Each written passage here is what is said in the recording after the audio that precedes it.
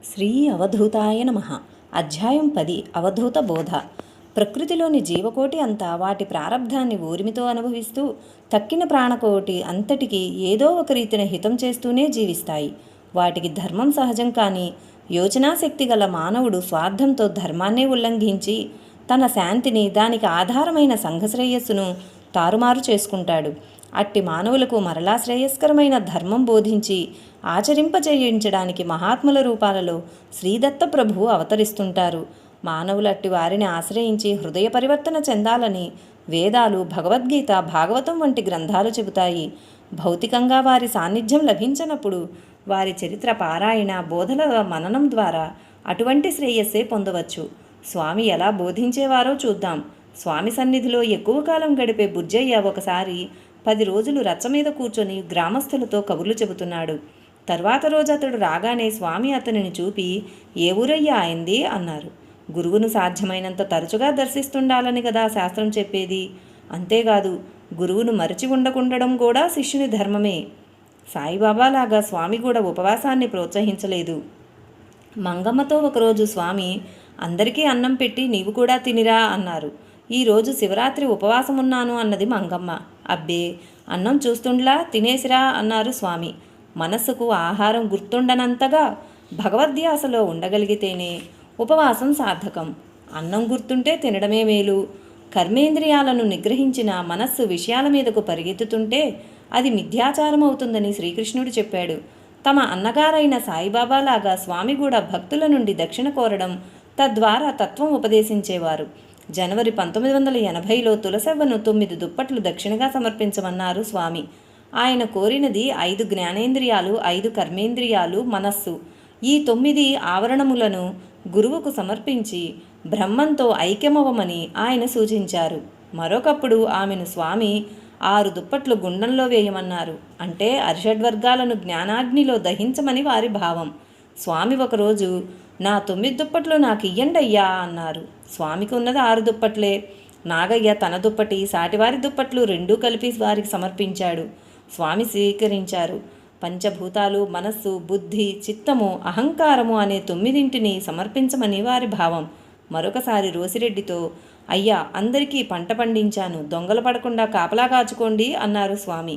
ఆయన అందరినీ అనుగ్రహిస్తూనే ఉన్నారు. భక్తులే తమ దుర్గుణాల నుండి దానిని కాపాడుకోవాలి. సాయిబాబా కూడా దుర్గుణాలను దొంగలతో పోల్చారు. ఒకసారి స్వామివారి సేవకులందరూ దొంగ సాధువులేనని ఒక రైతు విమర్శించాడు. ఒక భక్తుడు కోపంతో అతనిపై కలవడబోయాడు. స్వామి అతన్ని ఆపి, ఏందయ్యా, వాళ్ళు అంటుంటే ఓర్చుకుంటేనే కదయ్యా నిజంగా మనం సాధువులం అన్నారు. అలానే ఒక సేవకుడు కోనేటి స్నానానికి వెళ్ళి సాటివారిపై ఇతరులు చేసిన విమర్శలు విని స్వామి చెంతకు వచ్చాడు. స్వామి, నీవు చెప్పుడు మాటలు విని వచ్చావు, నీవు పోసే జావ నాకొద్దు అని అతన్ని తరిమివేశారు. సాయి కూడా సాటి వారిపై అపవాదులు కల్పించే వారిని మలభక్షణం చేసే పందులతో పోల్చారు. అట్టి వారికి షిరిడీ సందర్శనం కూడా మేలు చేయజాలదని చెప్పారు. ఇది గుర్తించని భక్తుల గురించే స్వామి ఇలా అన్నారు. నిర్భాగ్యులు, ముండలు, రండలై ఉన్నారు. అందరూ అప్పు బాకీ చేస్తున్నారు, అర్ధన సంపాదిస్తున్నారు. మనము స్వల్పములని తలచే పొరపాట్లు చిన్నవేమీ కావు. సాటివారిని బుద్ధిలేని వాడా అనినా కూడా నరకానికి పోవలసిందేనని క్రీస్తు అన్నారు. తాజుద్దీన్ బాబా ఇలా అన్నారు. కాబా, ఖురాను తగలబెడితే పెట్టేవు, మద్యపానము, విగ్రహారాధన చేసినా పర్వాలేదు. ఇతరుల హృదయాలను గాయపరచవద్దు. భగవంతుని నివాసమైన స్వర్గం మానవ హృదయంలో ఉంది అన్నారు. స్వామి మరొకప్పుడు ఈ భావాలే మరోలా గురవయ్యతో ఇలా చెప్పారు. మాలా మాదిగా జోగి జంగం వాళ్ళు చేరకుండా చూచుకో. సంపన్నత్వంతో సద్గురువుని సేవించు. సాయిబాబా కూడా మనలోని దుర్గుణాలనే అసలైన హీనజాతులుగా చెప్పేవారు. తప్పు చేస్తే లద్ది, దొండ పురుగులుగా పుడతారు, మాదిగిళ్లలో పుడతారు, మరలా ఎన్ని జన్మలకు కూడా నా దగ్గరకు రాలేరు అనేవారు స్వామి. ఎవరో ఏమో అంటారని భయపడో లేక అన్నారని నొచ్చుకొనో సద్గురు సాంగత్యం వదులుకోవడం గురుభక్తులకు తగదు. చిరకాలం స్వామి సేవలో ఉన్న రోసిరెడ్డిని ఒకప్పుడు ఎవరో ఏమో అన్నారని ఇంటికి వెళ్ళిపోవాలనుకున్నాడు. అతన్ని స్వామి పిలిచి, పంట చేను వదిలి పరిగ ఏరుకుంటావా అన్నారు. సద్గురు సాన్నిధ్యం పంట చేను. లౌకికుల సాంగత్యాలతో పాటు సాధన చేయజూడడం పరిగ ఏరుకోవడం వంటిది. పరిగ ఏరుకోవడం అంటే యజమాని పంటంతా తీసేసుకున్న తర్వాత పొలంలో రాలిన గింజలేరుకోవడం. అలా లభించేది చాలా కొద్ది. రోసిరెడ్డిని ఇంటికి తీసుకెళ్లాలని బంధువుల ఆశ్రమానికి బయలుదేరారు. అతనికి చూపు సరిగా లేనందున ఒంటరిగా ఎక్కడికి పోలేడు. కానీ స్వామి నెల్లూరులో ఉండగా ఒకరోజు అతనితో త్రోవ పట్టుకుని నేరుగా పో అన్నారు. అతనొక్కడే కాలినడకన గొలగముడి ఆశ్రమం చేరాడు. కానీ బంధువులు అతన్ని కలవలేదు. సరి అయిన మార్గము, గురువు అనుగ్రహము లభించాక ఎవరికైనా దారి తప్పకుంటే గమ్యం చేరుతారు. కానీ ఎక్కువ మందికి శ్రద్ధ లోపించడం వల్ల సద్గురు సేవ లభించినా సార్థకం చేసుకోలేరు. ఒకనాడు స్వామి వెంటనే మజిలీ మార్చాలి పదండి అన్నారు. సేవకులు ఇప్పుడు కాదు, సాయంకాలం భోజనం చేశాకే పోదామని చెప్పి తలో వైపు వెళ్ళారు. వాళ్ళు స్వామి చెప్పినట్లు వినక తలొక దారిన పోతుంటే స్వామి మందలించారేమో అనుకున్నాడు బరిగెల నాగయ్య. స్వామి వెంటనే పోతుంటే పోనిచ్చేదే గదయ్యా అన్నారు. మహాత్ములు కర్తవ్యం సూచిస్తారే గాని నిర్బంధించరు. వారి సలహా వినకపోతే మన కర్మకు మనల్ని వదిలేస్తారు. మనం తప్పులు చేస్తూ అన్నీ స్వామి చూసుకుంటారనడం అవివేకం. సాయిబాబా కూడా నేను 2-3 సార్లు హెచ్చరిస్తాను, వినుకుంటే నీ కర్మకు నిన్ను విడుస్తాను అన్నారు. మహాత్ములు సూచించిన దాన్ని తూచా తప్పకుండా ఆచరించడం ఎవరికి వారే నేర్చుకోవాలి గాని నిర్బంధిస్తే మనోవికాసం కలగకపోగా మరింత తారుమారవుతుంది. అది తెలియక మహాత్ములు తమ భక్తులను మందలించలేదని మనం విమర్శించడం, వైద్యుడికి రోగియే చికిత్సా విధానం చెప్పబోవడం వంటిది. మహాత్ముల వద్ద ఎవరి శ్రద్ధాభక్తులకు తగినది వారు పొందుతారు. తేలు కుట్టినప్పుడు కొందరికి స్వామి దగ్గరకు వస్తేనో, మరికొందరికి ప్రదక్షిణ చేస్తేనో, మరికొందరు వారిని స్మరిస్తేనే తగ్గిపోవడానికి కారణమేమని ఒక భక్తుడు ప్రశ్నించాడు. ఆయన, వాళ్ళున్నదాన్ని బట్టి కదయ్యా మనం ఉండేది అన్నారు. ఇలానే కొంతకాలం వారిని సన్నిహితంగా సేవించిన భక్తుడు అతి చనువు వలన శ్రద్ధ తగ్గి పామరులతో కలిసి తిరగనారంభించాడు. అంతవరకు అతడు పెడితేనే గాని భోజనం చేయని స్వామి అటు తర్వాత అతడు పెడితే స్వీకరించక ఆయన మనుషుల్లోకి పోయాడయ్యా, ఆయన వద్దు, నీవు పెట్టు అని మరొక సేవకును కోరారు. ఆ రెండవ సేవకుడు ఎప్పుడైనా వారి సన్నిధి విడిచి దూరంగా పోతే, నువ్వు కూడా మనుషుల్లోకి పోతుండా అయ్యా అని మెత్తగా మందలించేవారు. మనిషికి కామక్రోధాలుంటాయి కానీ పశుపక్షాదులకు ఉండవు. కనుక స్వామి దృష్టిలో జీవులు 3 రకాలు: మనుషులు, పశుపక్షాదులు, ముముక్షువులు. సద్గురు సేవ నెరిగి దానికి అంకితమైన వారు మాత్రమే ముముక్షువులు. వారు మాత్రమే స్వామి వలె జీవిత పరమార్థం సాధించగలుగుతారు. ఒకసారి స్వామి ఇలా అన్నారు. 6 నాగళ్ళు గొర్రు కట్టి నేను జయరామరాజు తోలుతున్నాము. అతని గొర్రు ఉదయగిరి కొండలకు తగిలి ఆగిపోయింది. నా గొర్రు మాత్రం సాగిపోయింది. ఉత్తర సముద్రం నీళ్లు దక్షిణ సముద్రానికి పారాయి. 6 నాగళ్ల సేద్యం అంటే అచంచలమైన సద్గురు సేవలో అరిషడ్వర్గాలను అరికట్టే సాధన. సముద్రాలు ఏకం కావడం అంటే ఉన్నదంతా పరబ్రహ్మమేనన్న అనుభవం కలగడం. జయరామరాజు కొంత సాధన చేసి తిరిగి లౌకిక జీవితంలో చిక్కుకున్నాడని అర్థం. సామాన్యంగా లోకంలో మనిషికి మధ్య సంబంధం డబ్బే అయ్యింది. సాయి చెప్పినట్లు దానిని సరిగా వినియోగించే వారికి అది బానిస, మిగిలిన వారికి అది దుష్టుడైన యజమాని వంటిది. అర్థాన్ని ధర్మానికి వినియోగించకుంటే ధర్మం బలైపోతుంది. సాయిబాబా లాగా స్వామి కూడా తమకు గడ్డం చేసిన మంగలికి 2 రూపాయలు ఇచ్చేవారు. ఎవరికైనా సేవ శక్తివంచన లేకుండా చేయాలని, ఇతరులు చేసిన సేవకు శక్తివంచన లేకుండా ప్రతిఫలం ఇవ్వాలని ఆయన ఆచరణంతా బోధిస్తుంది. 1978వ సంవత్సరంలో ఒకరోజు సిద్ధలయ్య కొండకు వెళ్ళాలి, బండి తీసుకురా అన్నారు. బండి వచ్చింది. సామాన్లన్నీ అందులో వేశాక స్వామి, ఇప్పుడు పోవడానికి లేదు, బండివాడికి 6 రూపాయలు ఇచ్చి పంపండి అన్నారు. బండివానికి అంత డబ్బు ఎందుకు ఇవ్వాలో ఎవరికీ అర్థం కాలేదు. కానీ బండివాడు రోజు గనిలోకి పోయి కూలీ చేసుకునేవాడు. ఆ రోజు బండి కట్టడం వలన అతనికి పని లేకుండా పోయింది. కనుక ఆ కూలీ మనమే ఇవ్వాలని వారి భావం. ప్రతిఫలం ఇవ్వవలసింది చేసిన పనికి మాత్రమే కాదు, దానికోసం పనివారు పడిన శ్రమ, వారు చేయవలసి వచ్చిన త్యాగానికి కూడా. స్వామి చెల్లెలు మంగమ్మ ఆయన్నెంతో ప్రేమగా చూసేది. ఆయన ఎక్కడెక్కడో తిరిగి ఇంటికి వచ్చేసరికి వారి కోసం అన్నముంచి ఎదురు చూచేది. అందుకు ప్రతిగా స్వామి కుటుంబ ఆస్తిలో తమ వాటా ఆమెకే ఇప్పించారు. కృతజ్ఞత ఉంటే అలా ఉండాలి. వారి సేవకుడు బుజ్జన్న గారి చెల్లెలు కూడా అతన్ని ఎంతో ప్రేమగా చూచేది. ఒకప్పుడు ఆమె భర్త ఒక హత్య కేసులో చిక్కుకున్నాడు. స్వామి ఒకనాడు బుజ్జన్నతో, నేను నా చెల్లెలికి చేసినట్లే నీవు మీ చెల్లెలికి చేయాలి అన్నారు. అంతేగాక చెల్లెళ్ల పట్ల అన్నకుండవలసిన ధర్మం కూడా అదేనని వారి భావం. అలాగాక ఒక భక్తురాలు ప్రజలకు వడ్లు అరువుగా ఇచ్చి నాము అనే పేరుతో లాభం గడించేది. ఒకప్పుడు ఆమె ఇల్లు కాలిపోయి చాలా ధాన్యం నష్టమైంది. ఆమె స్వామిని దర్శించి విలపిస్తుంటే, అమ్మా, లాభమే పోయింది కానీ అసలు దక్కింది కదా అన్నారు. నిజానికి ఆ గ్రామస్తులు 8 పుట్ల గింజలను ఆ అగ్ని ప్రమాదం నుండి కాపాడారు. ఆమె అక్రమ లాభాలతో సేకరించుకున్న సామాన్లు, వడ్లు మాత్రం తగలబడిపోయాయి. అందుకే స్వామి ఒకప్పుడు నారాయణ రెడ్డితో అన్నారు, వడ్డీ విషయంలో కూడా ధర్మం ఉండాలయ్యా అన్నారు. సాధకులకు సాటివారిపై ప్రేమ, గౌరవం ఉండాలి. రమణయ్య అనే సేవకుడు మస్తానయ్యను ఒరే అని పిలిచేవాడు. అది విని స్వామి, అయ్యా ఒరే అన్నది ఎవరు? అతడికి పాపం 300 లెక్కలు రాశారయ్యా అన్నారు. ఆ లెక్కలు ఎలా పోతుంది స్వామి అడిగాడు రమణయ్య. అనుభవిస్తే పోతుంది అన్నారు స్వామి. మానవులు తరించడానికి భక్తి శ్రద్ధలతో పాటు ఎంతో సహనము ఓరిమి అవసరం. దానిని సాయిబాబా నిష్ఠ సబూరి అన్నారు. అవి అలవరుచుకున్నవాడే సద్గురు కృపకు పాత్రుడు కాగలడు. వీటితో పాటు స్వధర్మాచరణ అవసరం. అందుకే వెంకయ్య స్వామి అన్నారు, పని చెయ్యకుంటే ఉద్యోగం నష్టం, పని చెయ్యకున్నా జీవనం రావచ్చు కానీ అది దక్కదు. ఎప్పుడూ కష్టం చేస్తూనన్నా ఉండు, ధ్యానిస్తూనన్నా ఉండు, లేకుంటే రోగంతో మూలుగుతూనన్నా ఉండు. ఈ 3 దశల్లోనే భగవంతుడు నిరంతరం గుర్తుంటాడు. కర్మశేషము తీరుతూ ఉంటుంది. క్రొత్తగా కర్మ సంక్రమించదు కూడా. ఈ సూత్రం ఆయన ఆచరించి చూపారు కూడా. ఒకసారి స్వామివారికి మోకాళ్ళు పట్టుకుపోయి నడవలేకపోయారు. సేవకులు ఎంతగా బ్రతిమాలినా ఆయన వైద్యం చేయించుకోలేదు. తాము అడుగకనే స్వామి తగిన చికిత్స తెలపాలని, అది చేసి స్వామివారికి కాళ్ళు బాగు చేయాలని తలచి కస్తూరి అంకయ్య గారు గొరగమూడి వచ్చారు. స్వామికి తెలియందేమున్నది. ఆయన ఇలా అన్నారు, ఈయనకెందుకయ్యా ఆమయాన్ని కూర్చుంటే లెక్క తగ్గిపోతుంది కదా. మరలా అర్ధరాత్రి 2:30 గంటలకు అతడు అట్టి సంకల్పంతోటే స్వామి ఎదుట కూర్చున్నాడు. స్వామి అతన్ని చూచి, అట్లా అడగకూడదయ్యా అన్నారు. అంకయ్య చికిత్స విధానం తెలుపమని మరలా సైగ చేయగానే, అలా అయితే మళ్ళీ రావాలయ్యా, తప్పు, అలా అడగకూడదు అన్నాడు. అలానే ఒకసారి స్వామికి 15 రోజులు విరేచనాలై చాలా బలహీనంగా ఉంటే ఒక భక్తుడు, మందు తీసుకోండి స్వామి అన్నారు. ఆయన, దేవుడిచ్చింది అనుభవించవద్దా అయ్యా అన్నారు. 1990వ సంవత్సరంలో స్వామివారికి జబ్బు చేసి చేతులు తల ఎగరవేస్తుండేవారు. భక్తులు ఇంజెక్షన్ చేయించాలని డాక్టర్ను తెచ్చారు. స్వామి, ఇంజెక్షన్ చేస్తే గుణం తగ్గుతుందా అయ్యా అని అడిగారు. వాళ్ళు తగ్గుతుంది అనగానే చేసుకోమను అని చెప్పి కదలకుండా చేయించుకున్నారు. 3వ రోజున ఆయన నవ్వుతూ, సూదేశారు, తగ్గిందా అయ్యా అన్నారు. తగ్గలేదు స్వామి, మీరు తగ్గమని చెబితే తగ్గుతుంది అన్నాడు నాగయ్య. స్వామి నవ్వారే కానీ ఆ మాట అనలేదు. నిజమైన ఓరిమి ఎలా ఉండాలో స్వామి చెప్పారు. ఒకసారి స్వామి, కష్టమంటే ఏమిటో నాకు తెలియదయ్యా అన్నారు. ఎంతటి కష్టమైనా ఆయనకు కష్టం అనిపించేది కాదు. ఇలా ఓరిమి, ధర్మాచరణ, సద్గురు సేవ చేయకనే మంత్రోపదేశంతో ముక్తి పొందవచ్చని ఎందరో భ్రమిస్తారు. కానీ సాయిబాబా వలె వెంకయ్య స్వామి కూడా ఉపదేశం అక్కర్లేదని ఖండితంగా చెప్పారు. అలా కోరిన ఒక భక్తునితో స్వామి, మంత్రం ఎక్కడుంది, తంత్రం ఎక్కడుందయ్యా, చూచుకుంటూ పోయేదే కదయ్యా అన్నారు.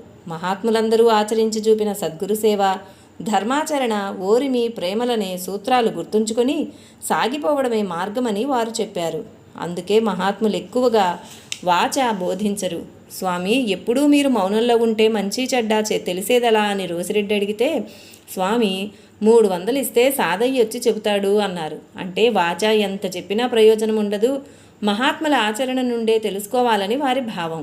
పూర్ణులైన సద్గురువులెవరూ మంత్రోపదేశం పొందలేదు, ఇతరులకు ఇవ్వలేదు. కొద్దిమంది మాత్రం కేవలం సంప్రదాయం కోసం అలా చేశారు. భర్త చనిపోయి దిగులుతో మంచం పట్టిన వెంకమ్మ గారికి శ్రీ వెంకయ్య స్వామి గారు ధైర్యము, ఓరిమిలిచ్చే తత్వాన్ని ఇలా బోధించారు. అమ్మ, మామిడి పండుకు పురుగు పడితే పనికి రాకుండా పోతుంది. ఆ పండు ధైర్యంగా ఉంటే పురుగు దాన్ని ఏమీ చేయలేదు. పండు మధురంగా తయారై ఎన్నో కాయల్నిస్తుంది. ఎన్నోసార్లు ఇలా చెట్లయ్యాక ఇంకా ఇలా ఎన్నోసార్లు మనిషిగా జన్మించి బుద్ధి గలవాడవుతాడు. ఎన్నోసార్లు బుద్ధిమంతుడుగా జీవించిన తర్వాత భక్తుడవుతాడు. ఎన్నో జన్మలు భక్తుడుగా పుట్టాక ఎన్నో జన్మలు ధర్మాత్ముడైన తర్వాత రాజుగా జన్మిస్తాడు. ఎన్నో జన్మలు దేవుని కొరకు పాటుపడి ఆయన సన్నిధిలో ఉంటాడు. అప్పుడు దేవుడు కొద్దిగా కన్ను తెరిచి భక్తుని చూస్తారు. ఆయన బొటన వ్రేలు కింద ఉండే అల్లెతాడు తొక్కగానే ప్రపంచమంతా బొమ్మలాటగా అతనికి కనబడుతుంది. అప్పుడు దేవుడు అతన్ని తనలో చేర్చుకుంటాడు. మోక్ష సూత్రాన్ని స్వామి అనేక సందర్భాల్లో చిన్న చిన్న మాటల్లో ఇలా చెప్పారు. తరించేదెలా స్వామి అని అడిగితే ఆయన, ఆశపోతే అంతా పోతుండ్లా అన్నారు. కోపం ఎట్లా పోతుంది స్వామి అంటే, పొద్దుబడిచేది కృంగేది తెలియకుండా పోతే కోపం పోతుంది అన్నారు. మరొకప్పుడు అడిగితే, సూర్యచంద్రులకు అర్జీ పెడితే పోతుంది అన్నారు. అంటే ఉదయం సాయంత్రం అంతకంటే కూడా పగలు రాత్రి హృదయపూర్వకంగా భగవంతుని ప్రార్థిస్తుంటే పోతుందని వారి భావం. మాలవాళ్ళు, మాదిగవాళ్ళు నీలో లేకుండా చూచుకో అని స్వామి చెప్పేవారు. ఆయన చెప్పింది మనలోని దుర్గుణాలను గురించే గాని నేటి సమాజం అనుకునే వ్యవస్థ గురించి కాదని గుర్తించాలి. ఇతర వర్ణస్థులను కూడా వారి గుణాలను బట్టి స్వామి బ్రాహ్మణులు అనేవారు. జన్మతః మాలవంశంలో జన్మించిన వక్యమ్మను బ్రాహ్మణ ఆమె అని, జన్మతః వైశ్యుడైన పెసల సుబ్బరామయ్యను బ్రాహ్మణుడని అనేవారు స్వామి. ఆయన దృష్టిలో సద్గురు భక్తి, బ్రహ్మజ్ఞానాలపై ప్రీతి గలవారే బ్రాహ్మణులు. అదెలా? ఒకరోజు గురవయ్యతో, అంతటా దేవుని సమానంగా చూచుకుంటే దేవుడు అవుతావు. బ్రాహ్మణుల్లో మాదిగ వాళ్ళున్నారు, మాదిగ వాళ్ళల్లో బ్రాహ్మణులున్నారు. కోమటి వాళ్ళల్లో కమ్మవారు, కమ్మవారిలో కోమటి వాళ్ళు ఉన్నారు. గొల్లల్లో మాలవాళ్ళు, మాలవాళ్లలో గొల్లలు ఉన్నారు. లోకమంతా ఈ విధంగా ఉందయ్యా అన్నారు. షిరిడీ సాయిబాబా కూడా ప్రతి వారిలోనూ ఒక అంత్యజుడు ఉంటాడు, వాణ్ణి వెళ్ళగొట్టాలి అన్నారు. మన ప్రాచీన ఋషులు కూడా గుణకర్మలను బట్టే మానవుల్లో వర్ణభేదం ఏర్పడుతుందని చెప్పారు. వజ్రసూచి ఉపనిషత్తు ఇలానే చెబుతుంది.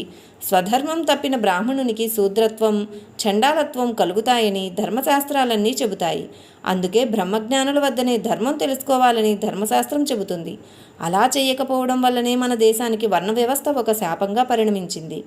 దేవుడు ఎలా కనబడతాడు అని అడిగితే, అందరినీ సమాన దృష్టితో చూచుకుంటే కనబడతాడు అన్నారు స్వామి. మరొకసారి అడిగితే, వీరబ్రహ్మంగారి చరిత్ర చదువు తెలుస్తుంది అన్నారు. అంటే మహాత్ముల చరిత్రలను ముముక్షువులు తప్పక చదవాలని స్వామి ఆదేశం. దశయ్య పూలు కోస్తుంటే స్వామి అతన్ని పిలిచి, ఒక్క పువ్వే కదయ్యా అన్నారు. మనస్సనే పువ్వు ఒక్కటే సద్గురువుకు సమర్పిస్తే చాలని భావం. అలానే సాయిబాబా ఒక భక్తుడిచ్చిన 4 రూపాయలు దక్షిణ తీసుకొని, నీవు 4 ఇచ్చినా నాకు చేరింది మాత్రం ఒక్కటే అన్నారు. వేలూరు సుబ్రహ్మణ్యం ఇలా చెబుతాడు. మా గ్రామంలో గ్రామదేవత బంగారమ్మ తిరునాళ్లలో జంతుబలులు జరిగేవి. ఒకనాడు స్వామి బంగారమ్మ సముద్ర స్నానానికి పోయి వచ్చింది. ఇక మీదట జంతుబలి మాని పాలు పొంగళ్ళు పెట్టుకోవాలి అని దండోరా వేయించమన్నారు స్వామి. నేను అలాగే వేయించాను. అది మొదలు నేటికి పాల పొంగళ్లే సమర్పిస్తున్నాము. దొంగతనం విషయం ప్రస్తావనకు వచ్చినప్పుడు, పావలాకు 10 రూపాయలు పోతుండ్లాయ్యా అన్నారు స్వామి. దొంగతనం వలన 1కి 40 రెట్లు నష్టమైతే, దైవానికి భక్తితో సమర్పించిన పావలాకు ఎన్ని రెట్లు లాభమో ఆయనే లాభంలో భాగం తీసుకుంటే పాపంలో కూడా భాగం వస్తుందయ్యా అన్నారు మరొకప్పుడు. ఒక భక్తుడు మనిషి చనిపోయాక మరలా మనిషిగా జన్మిస్తాడా లేక పశుపక్షాదులుగా పుడతాడా అని అడిగాడు. స్వామి, మనిషి అయిపోతే మనిషిగానే పుడుతుండ్లా అయ్యా అన్నారు. ఈ మాటలకు కూడా ఆశగాక ఆశయమని అర్థం చెప్పాలి. పుట్టినవాడల్లా మనిషిగాడు. మహాత్ములను ఆశ్రయించి వివేకం పొంది ధర్మాన్ని ఆశ్రయించాలి. అప్పుడే మనిషి అవుతాడు. నీకు ఇతరులు ఏమి చేయాలనుకుంటావో నీవు ఇతరులకు అదే చేయాలి అన్న సూత్రాన్ని పాటించేవాడే మనిషి. పశుత్వం ఏమాత్రం మిగిలి ఉన్నా అతడు ఇంకా పూర్తిగా మనిషి అవనట్లే. అప్పుడు మాత్రమే పొడుగునా మానవ జన్మలు, తర్వాత జన్మరాహిత్యము వస్తాయి. మరొకరు అదే ప్రశ్న వేస్తే స్వామి, దేనితో పీకులాడుతూ పోతే దాంట్లోనే వస్తుండ్లా అయ్యా అన్నారు. మనిషి ఎలాంటి పనులు భావనలు ఎప్పుడూ చేస్తుంటాడో అలాంటి స్థితిని పొందుతారని వారి భావం. మానవత్వాన్ని పెంచుకుంటేనే మనిషిగా అవుతాడు, పశుత్వాన్ని పెంచుకుంటే పశువే అవుతాడని వారి భావం. ఒకడు ముక్తి రావాలంటే ఏం చేయాలి అని అడిగాడు. స్వామి, అయ్యా ఆయన్ను 3 లక్షలు కట్టమను అన్నారు. భక్తుడు, అంత పైకం లేదు స్వామి, 6 లక్షలు కట్టమనయ్యా. అసలు డబ్బు లేదు స్వామి, 8 లక్షలైనా కట్టమనయ్యా అన్నారు స్వామి. 3 లక్షలు కట్టమంటే ఈషణత్రయం వదలమని అర్థం. ఈషణ అంటే మక్కువ అని అర్థం. ధారేషణ భార్యపై వ్యామోహం, పుత్రేషణ బిడ్డలపై మక్కువ, ధనేషణ ధనంపై మక్కువ. ఇవే ఈషణత్రయం అంటే. తనకున్న సమయము, శక్తి, మక్కువ అంతా వీటి కోసమే వినియోగించడం తగదని స్వామి భావం. 6 లక్షలు సమర్పించడం అంటే అరిషడ్వర్గాన్ని, కామ, క్రోధ, లోభ, మోహ, మద, మాత్సర్యాలు జయించడమని అర్థం. 8 లక్షలంటే అష్టమదాలు. వీటితో ప్రతి ఒక్కదాని వలన కొన్ని లక్షల పుణ్యం నశించి అన్ని లక్షల పాపం వస్తుంది. భక్తుడు, స్వామి నన్ను సాధన చేసుకుంటూ ఎక్కడ ఉండమంటారు? స్వామి, ఒక్క దూలం ఇల్లు వేసుకొని ఎక్కడైనా ఉండవచ్చు. సద్గురువును సంపూర్ణంగా ఆశ్రయించడమే ఒక్క దూలం ఇల్లు వేసుకొనడం అంటే. కానీ అలా చేసేదెవరు? కానీ ఆ ప్రకారం చేయడమే నిజంగా ముక్తి కోసం అడగడం అంటే, ముముక్షుత్వం అంటే. అందుకే స్వామి ఒకసారి, కొండలు కొండలుగా డబ్బులున్నా ఒక్కరు కూడా అడగరేమయ్యా, కొండలు పొర్లి జారి వస్తున్నాయ్యా అన్నారు. సాయిబాబా కూడా, నా వద్ద జ్ఞానమనే ధనపు రాశులు అపారంగా ఉన్నా అడిగేవాడే లేడు, శిష్యుడనదగినవాడు నాకొక్కడు కూడా కనిపించలేదు అన్నారు. నేను నా గురువును సేవించినట్లు సేవించగలిగితే శిష్యుడనని చెప్పుకోవాలి అన్నారు. స్వామి ఇంకొకసారి, దక్షిణపు కొండ తేలి వచ్చింది, ఎవరైనా కొనేవాళ్ళుంటే కొనమని చెప్పండి అయ్యా అన్నారు. కొనడం అన్నా పాడటం అన్నా సద్గురువును సేవించే విధానం ఎరిగి సేవించడం అన్నమాట. అందుకు శ్రీ గురు చరిత్ర మొదలైన సద్గ్రంథాల పారాయణ మననం చేసి ఆ సంస్కారాన్ని పెంచుకోవాలి. ఒక భక్తుడు తులసవ్వను, స్వామి మళ్ళా జన్మకు వస్తాడా అని అడిగాడు. తులసవ్వ 80 సంవత్సరాలకు మళ్ళీ వచ్చి హెచ్చుతగ్గులు చూచుకొని పోతాడట అని చెప్పింది. ఒకరోజు దశయ్యతో స్వామి, అయ్యా వనమ్మ వేరే పోతుంది, అప్పుడు అన్నీ మనమే ఇవ్వాలయ్యా అన్నారు. దశయ్య చెల్లెలు వనమ్మ వితంతువు గనుక స్వామి అలా ఎందుకన్నారో ఎవరికీ తెలియలేదు. వారం రోజుల తర్వాత మనస్పర్ధలొచ్చి వనమ్మ అలిగి ఆ ఇంట్లోనే వేరే వంట చేసుకున్నది. పదార్థాలన్నీ దశయ్య గారివే. 4వ రోజున దశయ్య కొడుకు అన్నీ మర్చిపోయి కలిసి ఉండకపోతే తాను అన్నం ముట్టనని చెప్పాక ఆమె మళ్ళీ అందరితో కలిసి నివసించింది. ఎవరు ఎవరితో తగువ పడతారో, ఎవరు ఎక్కడ అన్నం తింటారో, ఏమి తింటారో కూడా రుణానుబంధం వల్ల నిర్ణయించబడే ఉంటుంది. అది తెలిసి సద్గురు సేవకుడు మాత్రమే నిందాస్తుతుల పట్ల సమానుడై నోరు విప్పక కర్మబంధం నుండి విముక్తుడవుతాడు. ఒకరోజు ఎవరో తననేమో అన్నారని రోసిరెడ్డి స్వామివారికి ఏకాంతంగా చెప్పుకున్నాడు. నోరు విప్పకూడదయ్యా అని స్వామి సెలవిచ్చారు. ఒకసారి భగవద్గీత 65 చూపులకు యువతలి వారివే గదయ్యా, అంతకు పై చూపు వారికి అది చాలదు అన్నారు స్వామి. ఒకనాడు స్వామి భోజనం చేస్తుంటే విస్తట్లో ఒక కుక్క నోరు పెట్టింది. స్వామి దానిని ఏమీ అనకుండా యువతలకొచ్చేశారు. కుక్క తృప్తిగా తిని వెళ్ళిపోయింది. అందుకే ఆయన అన్నం పెడితే కుక్కలన్నీ కోట్లాడుకోకుండా సామరస్యంగా తినేవి. విశ్వగురవే నమః. శ్రీ వెంకయ్య స్వామి మహారాజుకి జై. లైక్ చేయండి, షేర్ చేయండి, సబ్స్క్రైబ్ చేయండి. కొత్తగా సబ్స్క్రైబ్ చేసుకున్న వారి పక్కనే ఉన్న బెల్ ఐకాన్ ప్రెస్ చేస్తే నా నోటిఫికేషన్స్ వెంటనే మీకు అందుతాయి.